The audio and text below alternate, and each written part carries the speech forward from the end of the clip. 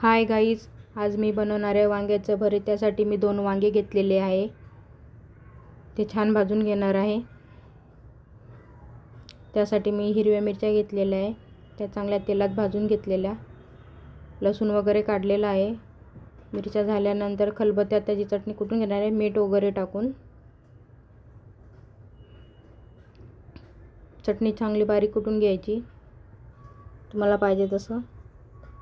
आणि त्यासाठी मी घेतलेला आहे एक टमॅटो बारीक कापून घ्यायचा आणि कढईत चांगला होऊ द्यायचा।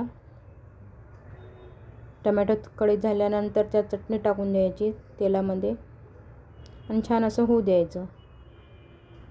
म्हणजे भाजलेले वांगे आहे ते टाकायचे आणि छान असं परतवायचं, छान होऊ द्यायचं। बघा, थोडंसं हळद वगैरे टाकून,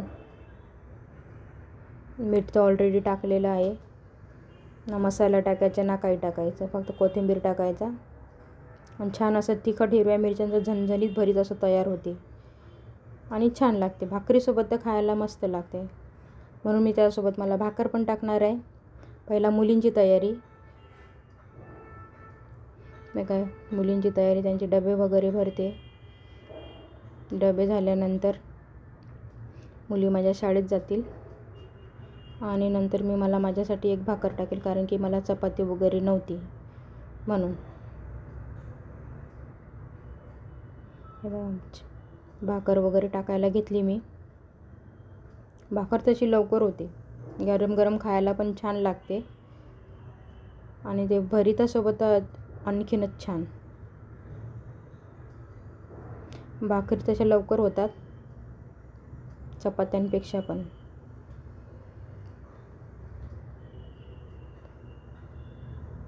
ज्वारीची भाकर तर माझी फेवरेट आहे, मला आवडते पण खायला आणि ती कडक चांगली छान लागते अजून। म्हणून असं अशी पीठ मळून घ्यायचं आणि असे गोल गोल थापायचे। लवकर थापल्या जाते दोघी हाताने, तुम्हाला जसं थापता येईल तुम्ही तसे थापू शकता, पण मला दोघीच हाताने थापता येते भाकरी आणि लवकर पण होते। बघा, वरतून पाणी टाकायचं थोडं आणि छान अशी होऊ द्यायची। छान झाल्यानंतर परत दुसऱ्या बाजूने पलटवायची आणि बघा आपली भाकरी तयार। आणि आता मी जेवायला घेणार आहे, कारण की खूपच उशीर झालेला म्हणून।